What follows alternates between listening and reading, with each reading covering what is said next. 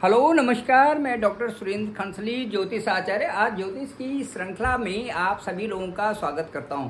आज बात करेंगे हम सभी राशियों की, और सभी राशियों की इसलिए कि जो बृहस्पति हैं, जो जुपिटर हैं, वो 9 अक्टूबर से बकरी होने जा रहे हैं। तो जो जुपिटर का बकरी होना है वो हर राशि पर क्या क्या प्रभाव डालेगा, इस संबंध में आज की चर्चा होगी। चलिए, अभी सभी महानुभाव जो मेष राशि के हैं, जो वृषभ राशि के हैं, जो मिथुन राशि के हैं, जो कर्क राशि के हैं, जो सिंह राशि के हैं, जो कन्या राशि के हैं, जो तुला राशि के हैं, जो वृश्चिक राशि के हैं, धनु राशि के हैं, मकर राशि के हैं, कुंभ राशि के हैं और मीन राशि के हैं, ये सभी लोग हमारे साथ में जुड़ सकते हैं। और आज का जो ये वीडियो है ये बहुत ही सुंदर होने वाला है। सभी लोग, सभी महानुभाव अपनी अपनी राशियों को लेकर के कंसंट्रेट इधर करें कि किस तरह से प्रभाव पड़ेगा बकरी बृहस्पति का।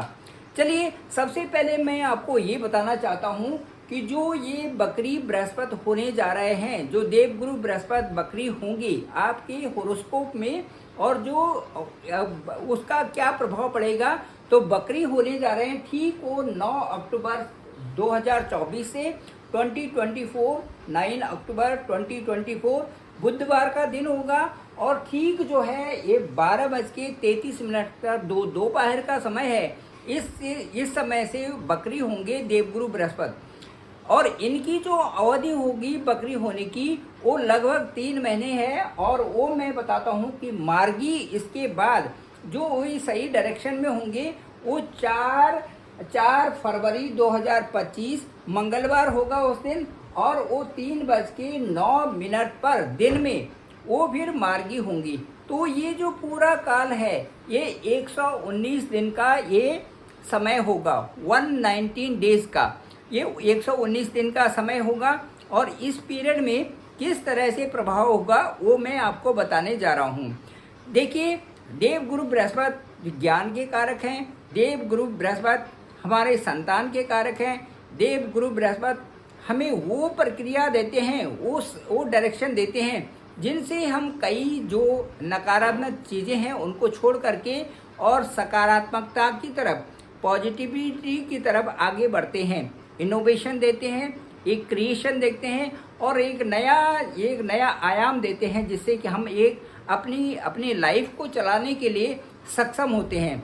चलिए बात करते हैं कि हर राशि पर क्या क्या प्रभाव पड़ेगा। यदि देवगुरु बृहस्पति फर्स्ट हाउस में या मेष राशि में यदि बकरी हैं तो उनका प्रभाव क्या पड़ेगा। मेष राशि में बकरी होने से यहाँ पर जो जातक है वो विद्वान होता है, गुणी होता है, स्वस्थ होता है, आकर्षक होता है और मान सम्मान वाला होता है, यदि फर्स्ट हाउस में बृहस्पति बकरी होते हैं तो।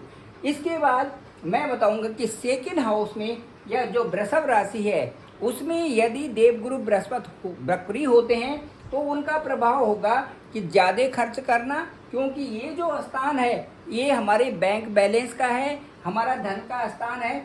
तो यदि बकरी होते हैं तो बकरी होने से खर्चा ज़्यादा होगा, उसके साथ साथ में बैंक बैलेंस न कर पाना, और इसके साथ में जिसका भी सेकंड हाउस में यहाँ पर देवगुरु बृहस्पति होंगे उनको पैतृक संपदा मिलती है।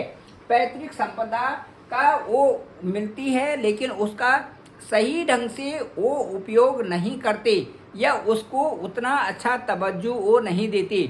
यदि देवगुरु बृहस्पति आपके दूसरे भाव में है या फिर देवगुरु बृहस्पति आपकी वृषभ राशि में है, तो ये समझा जाता है कि बकरी होने से उनकी जो पैतृक संपदा होती है उसका सही ढंग से निर्वहन नहीं करती। अब चलिए, अब आते हैं मिथुन राशि में, और जो थर्ड हाउस में यदि आपका बकरी है बृहस्पति तो उससे क्या प्रभाव पड़ेगा, आइए इसके बारे में चर्चा करते हैं। यदि मिथुन राशि में आपके बृहस्पति जो है, आप जो देवगुरु बृहस्पति हैं वो बकरी हैं, तो मिला जुला फल मिलता है। लेकिन इसके साथ साथ में आप जो स्वयं के प्रयास हैं उनसे उच्च पद और प्रतिष्ठा की प्राप्ति कर लेते हैं। और परंतु थोड़ा इसमें क्या होता है कि धन भी आता है लेकिन उन्मादी हो जाते हैं तीसरे भाव में, या फिर जो इस मिथुन राशि में यदि यदि बकरी होते हैं तो उससे देवगुरु बृहस्पति के बकरी होने से आदमी उन्मादी होता है, उन्मादी होता है। आइए अब चतुर्थ भाव की तरफ यहाँ पे चलते हैं। यहाँ पे कर्क राशि होगी। चौथा भाव में यदि देवगुरु बृहस्पति बकरी होते हैं आपकी कुंडली में तो आदमी अहंकारी हो जाता है और परिवार के लिए उदार नहीं होता है और उसके साथ साथ में धन संपदा तो आ जाती है, परंतु बिना मतलब के उनसे कई लोग दुश्मनी कर जाते हैं। ये है चतुर्थ भाव का फल। अब पंचम भाव में यदि देवगुरु बृहस्पति बकरी होते हैं, पंचम भाव में देवगुरु बृहस्पति होते हैं, यहाँ पर सिंह राशि है, यदि पंचम भाव में बकरी होते हैं तो इसका क्या प्रभाव होता है? इसका प्रभाव ये होता है कि बच्चों के प्रति कठोर होना। यदि पंचम भाव है, यहाँ पर जो है सूर्य की राशि लियो साइन है, सिंह राशि है, तो बच्चों के प्रति कठोर होना और उसमें संतान सुख में भी बाधा होना, क्योंकि देवगुरु वहाँ पर बकरी हैं। इसके साथ साथ में इसका प्रभाव कुछ और भी होता है और वह जातक दूसरों से संबंध बनाने वाला होता है। इस तरह से है। उसके बाद यदि छठे घर में, यहाँ पर कुंडली के छठे घर में और कन्या राशि में यदि देवगुरु बृहस्पति हैं, बकरी हैं, तो उसका प्रभाव पड़ेगा कि आपके जो लोग होंगे, विरोधी होंगे, उन पर आप शक्तिशाली होंगे और विरोधियों को परास्त करेंगे। इसके साथ साथ में आपका जो नौकरी से ज़्यादा लाभ होगा बजाय व्यापार के। आइए अब चलते हैं सप्तम भाव की तरफ। यदि देवगुरु बृहस्पति सप्तम भाव में बकरी होते हैं तो बकरी होने का मतलब है कि विवाह के बाद आपका जो भाग्य होगा उसका उदय होगा। विवाह के बाद, आपकी मैरिज के बाद आपका भाग्य उदय होगा, साथ साथ में आप धनवान भी होंगे और उसके बाद परोपकारी भी होंगे। इस तरह से अब यदि अष्टम भाव में देवगुरु बृहस्पति होते हैं अष्टम भाव में, तो अष्टम भाव का ये प्रभाव है कि देवगुरु का बृहस्पति होने का, यहाँ पर बकरी होने का मतलब ये है कि वो व्यक्ति जिसका अष्टम भाव में देवगुरु बृहस्पति बकरी होंगे, उनका तंत्र मंत्र की विद्या में उनका इंटरेस्ट हो जाता है। साथ साथ में यदि शुभ ग्रहों की दृष्टि होती है तो इस स्थान में पैतृक संपदा का लाभ मिलता है, पैतृक संपदा का लाभ जरूर मिलता है। अब आइए नवम स्थान में यदि देवगुरु बृहस्पति होते हैं बकरी नवम स्थान में, तो इसमें ये होता है कि जातक उच्च अधिकारियों के साथ में रहता है, उच्च अधिकारियों से संपर्क करता है, उच्च अधिकारी भी बनता है, उसके साथ साथ उच्च अधिकारियों के साथ में ही उसका मिलना जुलना होता है। साथ साथ में यदि देवगुरु बृहस्पति 9th हाउस में बकरी होते हैं तो इसका प्रभाव ये है कि कम से कम उसके पास 4 घर होते हैं 9th हाउस में बकरी होने से। अब ये मैंने बताया कि 9th हाउस में यदि बकरी होते हैं तो उसका प्रभाव ये है। अब यदि दसम कुंडली के दसम भाव में यदि देवगुरु बृहस्पति बकरी होते हैं तो उसका प्रभाव ये है कि बकरी होने का प्रभाव ये है कि अपने जो पिता और दादा हैं इनसे अधिक प्रतिष्ठावान बनना। यदि दसम भाव में आपका देवगुरु बृहस्पति है और वो यदि बकरी हैं वहाँ पे, तो इसका मतलब ये है कि जब देवगुरु बृहस्पति की दशा आएगी उस अवस्था में आप प्रतिष्ठावान बनेंगे और वो प्रतिष्ठा आपकी अपने बाप दादाओं से ज़्यादा होगी। ये इसका मतलब है। इसके अलावा ये लोग धनी होते हैं, लेकिन धनी होने के बावजूद भी एक गैर जिम्मेदार होते हैं।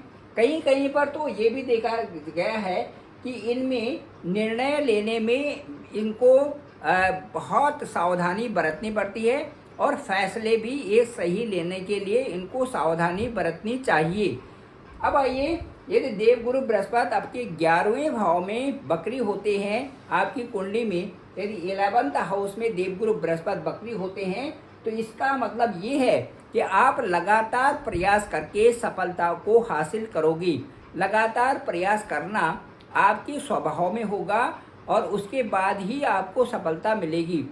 लेकिन उसके साथ साथ में परंतु जीवन में जो सामान्य जो जीवन का स्तर होगा, आपका जीवन का स्तर सामान्य होता है, क्योंकि बकरी है देवगुरु बृहस्पति वहाँ पर, और उसके बाद सोच भी और आपका मिलना जुलना भी बहुत अच्छे लोगों के साथ में नहीं हो सकता। इस तरह से 11वें हाउस के में यदि देवगुरु बृहस्पति हैं तो ये परिणाम उसके होते हैं।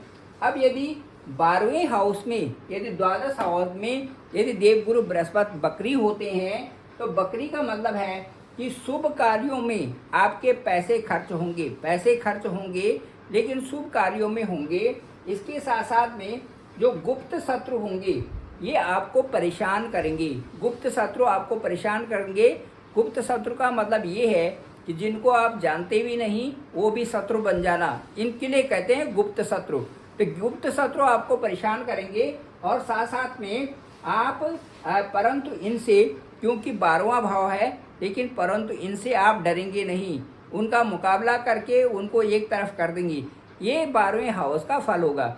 तो जो देवगुरु बृहस्पति जो बकरी होने जा रहे हैं उनका प्रभाव सारी राशियों पर और अलग अलग स्थानों पर जो आपकी कुंडली है उसमें क्या प्रभाव पड़ेगा ये मैंने आपको बताया।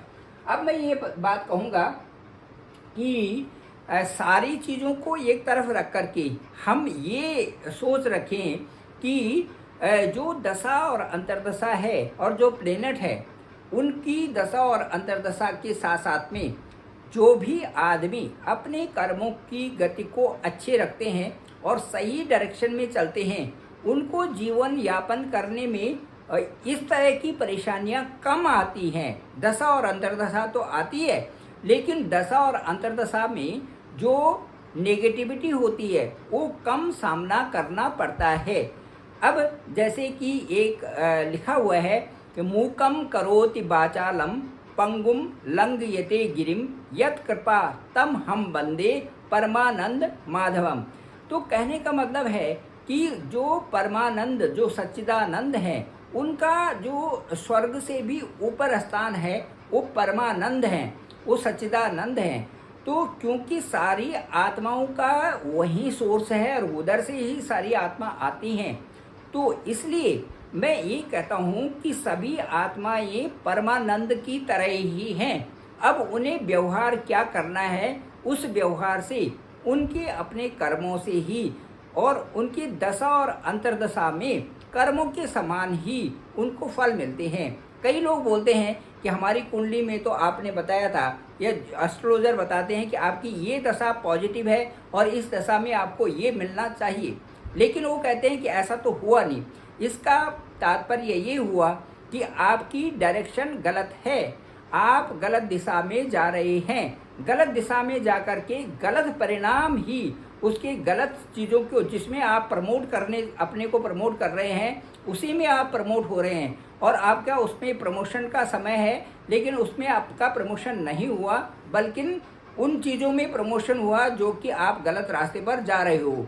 इसलिए जो कर्मों की प्रधानता भी है, कर्म प्रधान विश्व करि राखा जो जस करत सो तस फल चाखा, ये भी परफेक्ट है। और इसके साथ साथ में वो सभी चीज़ें परफेक्ट हैं जिनको हम कहते हैं ये सही है और ये गलत है। केवल दो ही रास्ते हैं, एक सही रास्ता और एक गलत रास्ता। चुनाव आपका है।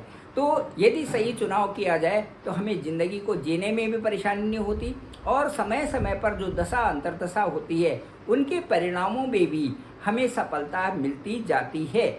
चलिए धन्यवाद। अब मुझे लगता है ये ब्लॉग आपको पसंद आया होगा। सबसे पहले आप इस ब्लॉग को आप जो मेरा ये चैनल है इसको आप सब्सक्राइब करें, लाइक करें, कमेंट्स ज़रूर करें। और उसके बाद मैं ये कहता हूँ डिस्क्रिप्शन पे मेरा नंबर है 9868280191। आप मुझे डायरेक्ट कॉल भी कर सकते हैं, मैं आपका कॉल पिक करूँगा। आपका हॉरोस्कोप देख करके मैं ज़रूर ये बताऊँगा कि आपकी दशा और अंतर्दशा कैसे चल रही है। ये पॉजिटिविटी की तरफ है तो अब आपको क्या करना चाहिए उसके साथ उपाय भी बताऊँगा। Thank you very much. आप सभी लोगों का धन्यवाद, आप सभी लोगों का आभार।